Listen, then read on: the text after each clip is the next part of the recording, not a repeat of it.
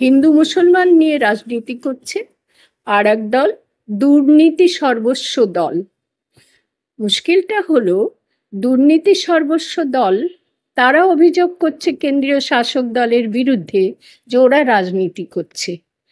ওই বলেনি যে ধর্ম নিয়ে রাজনীতি করছে, বলে যে রাজনীতি করছে। মজার কথা, খুব মজা পাই।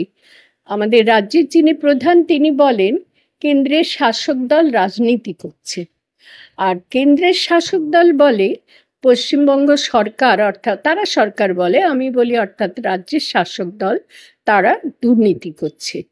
দুটোতেই কিন্তু নীতি শব্দটা আছে, লক্ষ্য করে দেখো, দুটো শব্দতেই আছে নীতি। দুর্নীতি মানে নীতিহীনতা, রাজনীতি মানে হচ্ছে উন্নয়নের রাজনীতি, উন্নয়ন সম্পর্কিত নীতি। আমার স্পষ্ট উত্তর, যারা বলছে যে রাজ্যের শাসক দল দুর্নীতি করছে, এবং যারা বলছে কেন্দ্রীয় শাসক দল যারা একথা বলছে, আর রাজ্যের শাসক দল ওদের বিরুদ্ধে বলছে যে রাজনীতি করছে, দুই দলই রাজনীতি কথাটার অর্থ বোঝে না, দুর্নীতি কথাটারও অর্থ বোঝে না। কেবল দলাদলি করার জন্যই এই কথাগুলো চালাচালি করছে। আমার বক্তব্য, দলাদলি আমরা দেখব কেন? আমাদের দরকার আমাদের সমস্ত মানুষের, সব স্তরের মানুষের সব প্রয়োজন ওরা মেটাবে, চেষ্টা করবে অন্তত মেটাতে। ভালো করতে না পারুক, মন্দ ক্ষতিকারক যেন কিছু না করে, তার বদলে দেখা যাচ্ছে এক দল আর এক দলের উপর দোষারোপ করছে, আর অন্য দলও আর একটা দলের উপর পরস্পরের উপর দোষারোপ করছে। যেভাবে তুমি প্রশ্নটা রাখলে, এই দোষারোপ করা এবং শুধু দোষারোপ করাতেই থেমে থাকছে না, তারপরে নিজেদের মধ্যে তর্ক বিতর্কের মতন যুক্তিবাদিতাও নেই আজকে। তর্ক বিতর্কের মধ্যে কিন্তু যুক্তি থাকে, তুমি তর্ক করবে আমার সঙ্গে, আমি বিতর্ক করব, তার মধ্যে তথ্য থাকবে, যুক্তি থাকবে। এরা সেই তর্ক বিতর্কও ভুলে গেছে, এরা এখন শুধু পরস্পরের উপর দোষারোপ করে, যেটার নাম আমরা একটু স্থূল ভাষায় বলি দলাদলি। এবং সেটা কেন হচ্ছে, খুব কম কথায় সংক্ষেপে বলি, এরা দুই শাসক দলই গণতন্ত্র ভুলে দলতন্ত্রের সেবা করছে। তন্ত্র সাধক হয় না, তন্ত্র সাধনার না কথা নিশ্চয়ই জানো, তো শাসক দলও তন্ত্র সাধনা করছে, রাজ্যের শাসক দল, কেন্দ্রের শাসক দল, দুই শাসক দলই তন্ত্র সাধনা করছে। আর সেই তন্ত্রের নাম গণতন্ত্র নয়, সেই তন্ত্রের নাম দলতন্ত্র। যার ফলে একটা দল আর একটা দলকে আক্রমণ করছে, সে দল আবার প্রতি আক্রমণ করছে। এটি আমাদের বোধ বুদ্ধি মতে, আমরা তো দলাদলি বুঝি না। আমি অন্তত বলবো এইসব দল, এরা যদি গলাগলি করে কাজ করত, পরস্পরের সঙ্গে হাত বেঁধে যদি কাজ করত, বন্ধনটাকে মেনে নিয়ে, যে ঐক্য বন্ধনটা যদি কাজ করত, তাহলে ওরা দেখতো দেশবাসীর কাদের মধ্যে কোথায় কি অসুবিধা রয়েছে। সমস্ত ভারতবর্ষ জুড়ে দেখতো যে ভারতবর্ষের কোথায় কাদের কি অসুবিধা। সমস্ত পশ্চিমবঙ্গ রাজ্যটিতে রাজ্যের শাসক দলনেত্রী দেখতেন কোথায় কার কি অসুবিধা। সবটাই জনসম্পদ, আমাদের রাজ্য সম্পদ রয়েছে, আমাদের মানব সম্পদ রয়েছে, দেশের ভারত সম্পদ রয়েছে। সেই সম্পদগুলোকে বিলি বন্টন করে প্রত্যেকের অভাব অভিযোগ দূর করত, শিক্ষা স্বাস্থ্য ব্যবস্থা থেকে সমস্ত রকমের অব্যবস্থা দূর করত, এবং দেশটাকে উন্নয়নশীল দেশ থেকে উন্নত দেশে পরিগণিত করতে পারত। সেখানেই আমরা দেখতে পাচ্ছি যে জগন্নাথ মন্দিরের প্রসাদ বিতরণ, দুয়ারে প্রসাদ, সেই নিয়ে যেমন বিরোধী দলনেতা হিসাবে শুভেন্দু অধিকারী রাজ্য সরকারকে নিশানা করছেন যে সেখানে কেন মমতা বন্দ্যোপাধ্যায়ের ছবি ব্যবহার করা হবে, হিন্দু ধর্মের আস্থার উপর আঘাত করা হচ্ছে। আবার একই সঙ্গে ঈদের সময়ে রাস্তায় দাঁড়িয়ে কেন নামাজ পড়া হবে সেই প্রশ্নও তোলা হচ্ছে। কোথাও একটা জগন্নাথ মন্দির থেকে শুরু করে এই যে ঈদের নামাজ, কুরবানির ঈদ, এই সমস্ত বিষয় নিয়ে রাজ্য রাজনীতি হইচই পড়ে যাচ্ছে। এই বিষয়গুলি নিয়ে আপনি কি বলবেন, যে এর থেকে কোথাও গিয়ে কি সরে এসে উন্নয়নের কথা, আপনি যেটা বললেন যে জনগণের তন্ত্র বা যে দেশের জন্য যে কথা বা সাধারণ মানুষের উন্নয়নের জন্য যে রাজনীতি, সেই রাজনীতিতে দৃষ্টি নিক্ষেপ করা প্রয়োজন? অবশ্যই, অবশ্যই তাদের একমাত্র কর্তব্য সেটি। আমি দুটো কথা এই প্রসঙ্গে বলছি। একটা হচ্ছে ধর্মবিশ্বাসী মানুষ, প্রকৃত ধর্মবিশ্বাসী মানুষ, আমি আমার এই বয়সে পৌঁছে আমি দেখেছি যারা প্রকৃত ধর্ম বিশ্বাস করে, বিশ্ব স্রষ্টায় বিশ্বাস করে, তারা হয়তো নামগুলো আলাদা বলে, একই বিশ্ব স্রষ্টায় বিশ্বাস করে, কিন্তু কেউ বলে আল্লাহ, কেউ বলে ভগবান। এই ধর্মবিশ্বাসী মানুষ যদি প্রকৃত ধর্মবিশ্বাসী হয়, তাহলে আমি বিশ্বাস করি সেই ধর্মবিশ্বাসী মানুষরা পরস্পরকে শত্রু বলে মনে করে না, কখনোই না। তাহলে তারা ধার্মিকই নয়। না, তাহলে তারা কেন জগন্নাথ মন্দিরের প্রসঙ্গ সেটাই, করবার সেই প্রসঙ্গেই বারবার আসছি, সেই প্রসঙ্গেই আসছি। ধর্ম নিয়ে এতকাল ধরে আমরা যেটা দেখেছি, ধর্ম নিয়ে সব ধর্মের মানুষই গোঁড়ামি করেছে। ঈশ্বর বলেনি কোথাও গোঁড়ামি করতে, আল্লাহ বলেনি কোথাও গোঁড়ামি করতে। আমাকে নিয়ে দ্বন্দ্ব করো, কোনো আল্লাহ, কোনো ঈশ্বর, কোনো জেসাস বা কেউ বলেনি। যারা যে বিশ্বস্রষ্টায় বিশ্বাস করে যে নামেই ডাকুন, তারা কখনো বলেননি যে আমার ভক্ত তোমরা আমার হয়ে লাঠালাঠি করো, রক্তারক্তি দাঙ্গা করো, এটা কখনো বলেনি। আমার উপাসনালয় প্রার্থনার নামে মন্দিরে ভগবানের প্রার্থনা হয়, ঈশ্বরের প্রার্থনা হয়, মসজিদে আল্লাহর প্রার্থনা হয়। এই দুটো ক্ষেত্রে আমরা যেটা বুঝি আমাদের জ্ঞান বুদ্ধি দিয়ে, একই বিশ্বস্রষ্টাকে দুটো ভিন্ন নামে ডাকা হয়। দুটো ভিন্ন নামে ডাকে দুটো ধর্মবিশ্বাসী মানুষ।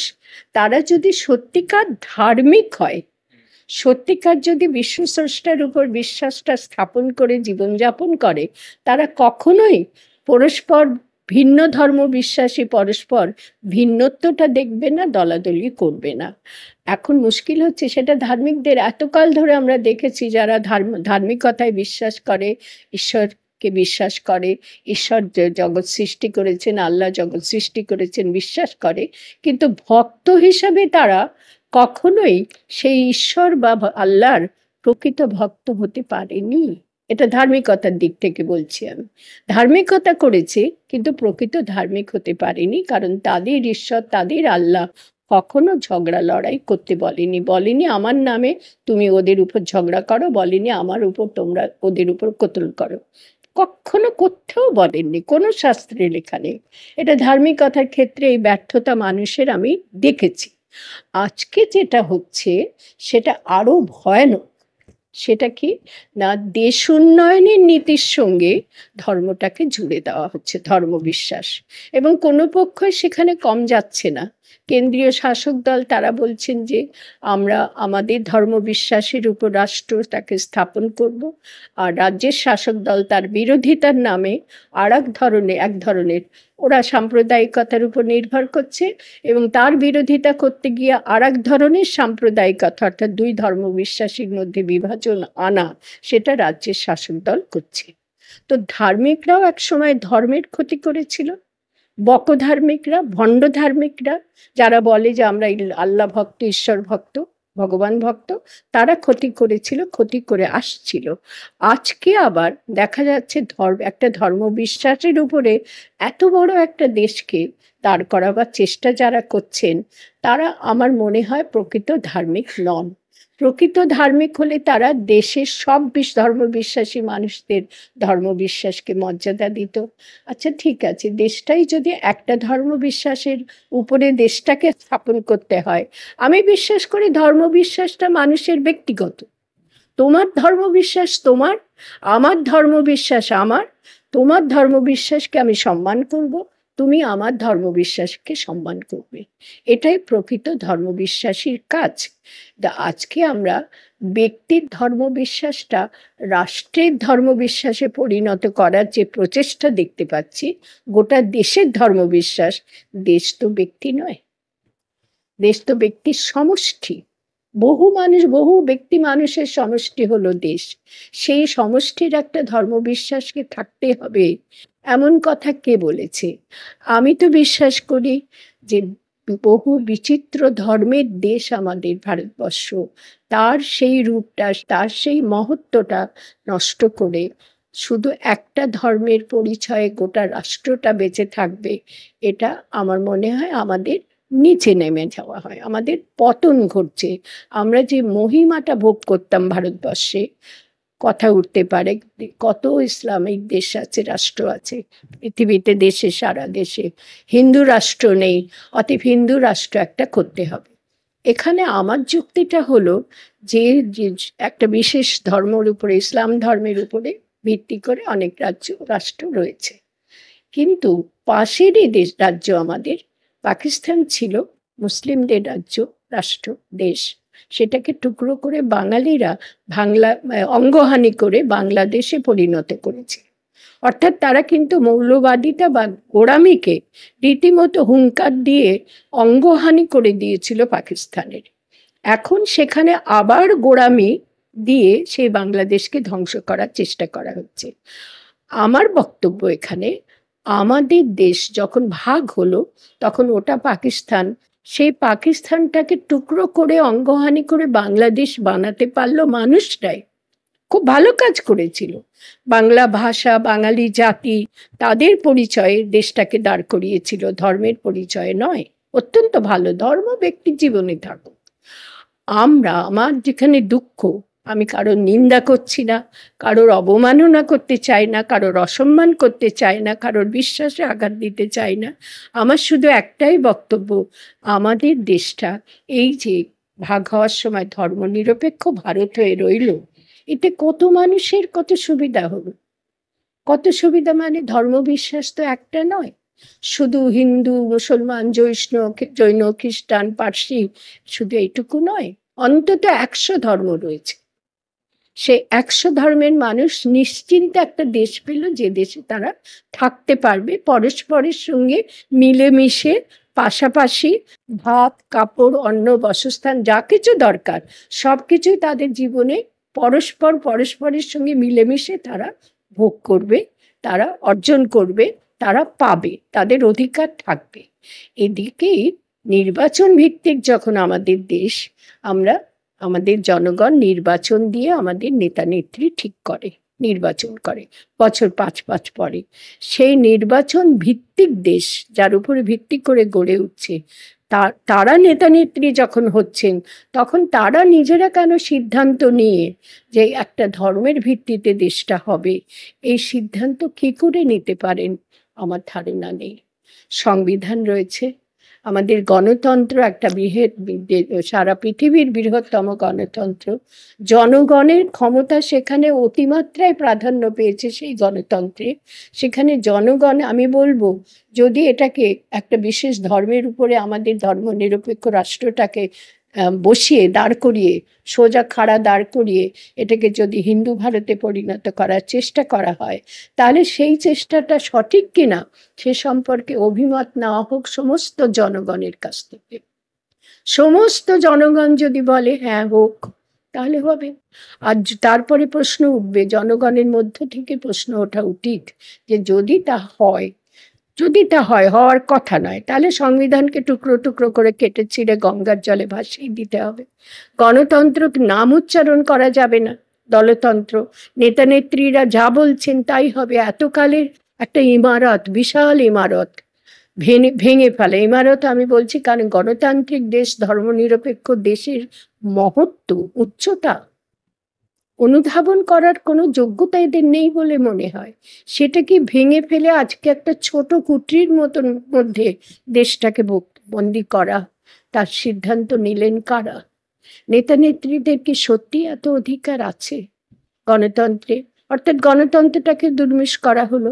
তো গণতন্ত্র ভেঙে দলতন্ত্র আবার ধর্মতন্ত্রের উপর প্রতিষ্ঠিত হবে। ধর্ম ব্যাপারটা কি? আমি খুব সহজ কথায় এটা বলে তোমার প্রশ্নের উত্তর শেষ করছি। ধর্ম আমার মনে হয় প্রতিটি মানুষের ব্যক্তি জীবনে ধর্মের ভূমিকাটা হলো, মানুষের সব অভাব অভিযোগ পূরণ করতে পারে না। মানুষ অনেক অন্যায় অনেকের উপরে করে, অনেক মানুষ বঞ্চনার শিকার হয়, সেই মানুষের বঞ্চনা থেকে মুক্ত করতে পারে না। মানুষের অসহায়তা এত রকমের, সেই অসহায়তা মানুষের সব দূর করতে পারে না। তখন সেই মানুষ যখন দেখছে অন্যের হাতে মার খেয়ে অসহায়, অন্যের কাছ থেকে বঞ্চনার শিকার হয়ে অসহায়, নানা রকমে অসহায়, খেতে পাচ্ছে না দুবেলা, শিক্ষা পাচ্ছে না, স্বাস্থ্য পাচ্ছে না, বাঁচার অধিকার পাচ্ছে না, বাসস্থান পাচ্ছে না, তখন মানুষ একটা অবলম্বনকে অবলম্বন করে। সেই অবলম্বনের নাম ঈশ্বর। সেই অবলম্বনের আর একটা নাম আল্লাহ, আর একটা নাম বিভিন্ন ধর্মের মানুষরা এক একটা নাম দিয়েছে। তো আমার আমার বক্তব্য হলো, মানুষের অসহায়তা দূর করার জন্য ধর্মের সৃষ্টি হয়েছিল। বিশ্ব স্রষ্টাকে সকলে মনে করে, সব ধর্মের মানুষ, তিনি সর্বশক্তিমান, তিনি আমাদের সব অভাব দূর করে দেবেন। ফলে তার কাছে তারা মোনাজাত করে, প্রার্থনা করে, উপাসনা করে। গির্জা আছে, মন্দির আছে, মসজিদ আছে, জৈনদের মন্দির রয়েছে, উপাসনালয় রয়েছে, সেখানে গিয়ে তারা প্রার্থনা করে।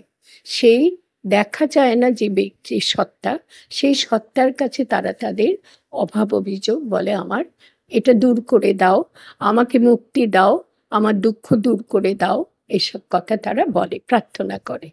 তো এখন এটা ব্যক্তির কাছে খুব প্রয়োজনীয় একটি প্রক্রিয়া, ধর্ম প্রথা।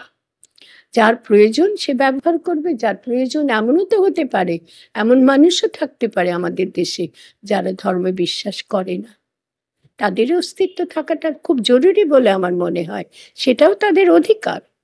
আল্লাহ বিশ্বাস করে, তারও বিশ্বাস করার অধিকার রয়েছে, ভগবানে বিশ্বাস করে, তারও বিশ্বাস করার অধিকার রয়েছে, বিশ্ব স্রষ্টায় বিশ্বাস করে, তারও বিশ্বাস করার অধিকার রয়েছে। তেমনি অবিশ্বাস করারও অধিকার রয়েছে, যে আমার দরকার নেই, আমার কোনো স্রষ্টা, আধ্যাত্মিক স্রষ্টা দেখা যায় না যে স্রষ্টা, আমি তাতে বিশ্বাস করি না, এমন মানুষও হতে পারে। প্রত্যেকটা মানুষের বাঁচার অধিকার রয়েছে। আর আমাদের দেশ, আমি মনে করি, ধর্মনিরপেক্ষ ভারতের মহিমা মহত্ব বুঝবার মতন মানুষ বোধহয় আজকে আর নেই। আমি অন্তত হৃদয় দিয়ে এটা উপলব্ধি করি, এমন একটি দেশ, ওই কথা আছে না, বঙ্গভূমি সম্পর্কে বলা হয়, এমন একটি দেশ কোথাও তুমি পৃথিবীতে খুঁজে পাবে না, সে আমার জন্মভূমি। আমার তাই মনে হয় ধর্মনিরপেক্ষ ভারত আমার জন্মভূমি, এই জন্মভূমিতে থাকার অধিকার আমার রয়েছে। এই জন্মভূমি, এই ভারতবর্ষ, এই দেশের কোনো বিশেষ ধর্ম থাকতে পারে না। এই দেশ এমন বড় প্রশস্ত একটা দেশ, যেখানে যে যেমন ধর্ম বিশ্বাস পালন করবে তার থাকার অধিকার আছে। ব্যক্তির ধর্ম থাকবে, দেশের ধর্ম থাকবে না। যাদের আছে তারা মারামারি, এক ধর্ম থাকার জন্যে একটা দেশে মারামারি, যুদ্ধ, দাঙ্গা বন্ধ হয়ে আছে একটি ধর্মভিত্তিক দেশে। তাহলে একটি ধর্মভিত্তিক দেশ আমাদের ধর্মনিরপেক্ষ ভেঙে করবার প্রয়োজনটা কোথায়? প্রয়োজনটা দেখিয়ে দিক, আমি মেনে নেব।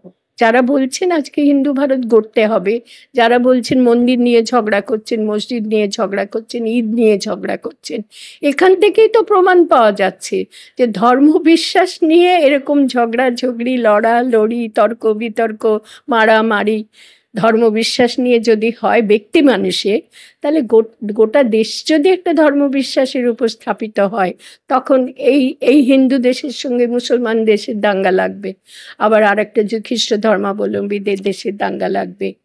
দাঙ্গা তো থামানো যাবে না। দরকার, শেষ কথা এই বলে শেষ করি, প্রয়োজনটা আমাদের দেশের নেতা নেত্রী যারা ধর্মবিশ্বাসী, তারা তাদের ধর্মবিশ্বাস পালন করুন, কেন্দ্রীয় শাসক দলের পালন করুন, নির্বিবাদে পালন করুন, এবং অন্যদেরও তাদের ধর্মবিশ্বাসকে পালন করার অধিকার কেড়ে নেবেন না। আর দেশের কোনো ধর্মবিশ্বাস হতে পারে না বলে আমি বিশ্বাস করি রাষ্ট্রের, সেইটা যেন স্থাপিত করতে তারা না চায়। তাহলে ধর্মের অবমাননা হয়, এবং ধর্ম যাকে ঘিরে আবর্তিত হয়, ঈশ্বর, বিশ্বস্রষ্টা, তারও অবমাননা করা হয়। মানুষের প্রয়োজনটাকে মিটিয়ে দেওয়া হোক, সব মানুষের যেন সমানাধিকার হয়। যদি একটা পরিবারে 500 টাকা রোজগার থাকে, তাহলে সমস্ত ভারতবর্ষের সব মানুষের 500 টাকা রোজগারই হবে। এই সমবন্টন করার ব্যবস্থাটা যদি করতে পারে দেশের নেতা নেত্রী যারা বলছেন, যে যারাই বলুন, রাজ্যের হোক, সরকার, এই কেন্দ্রীয় সরকারের হোক, তাদের কাছে আমি হাত জোর করে নিবেদন করব, এই দিকটাতে খেয়াল করুন, এই ধর্মটা পালন করুন। এই ধর্ম কোন ধর্ম? মানব ধর্ম। মানুষকে মানুষ হিসেবে দেখা, আর মানুষের যত কিছু অভাব, অভিযোগ, কষ্ট আছে সেগুলো দূর করা, আর সব মানুষের সমান অবস্থা যাতে ঘটে সেই প্রক্রিয়া অবলম্বন করা।